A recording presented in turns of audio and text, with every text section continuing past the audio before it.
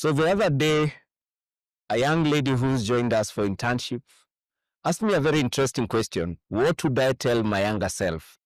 And she's in her early 20s. So I think about what I would tell my younger self as an entrepreneur. I think number one, I'll tell myself to trust the process. There is no overnight success, and everything takes time. And anyway, that's the essence of this podcast, the 10,000 hours. Everything has its time and timing. Very important to appreciate the two. So trust the process. Build your business. Take time to build the business. Work hard where need be, but also work smart where need be. Know when to balance the two.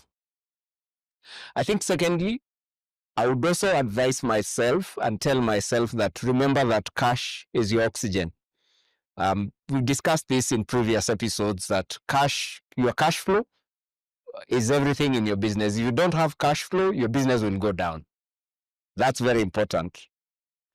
Thirdly, I think I would also advise myself, learn to say no and don't feel guilty about it. There are business deals you don't want to get involved into, either because of issues of integrity, or also you know the cost of doing that business will be too straining for you and draining also for the business. So learn to say no, and it's okay to say no.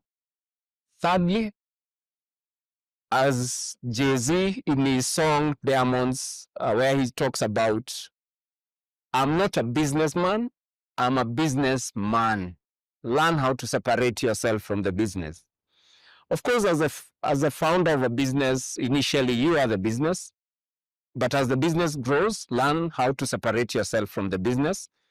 While that is very important, one is, of course, you also able to let the business grow on its own without yourself being the face and image of the business, so that the day you wish to step out, the business will continue thriving.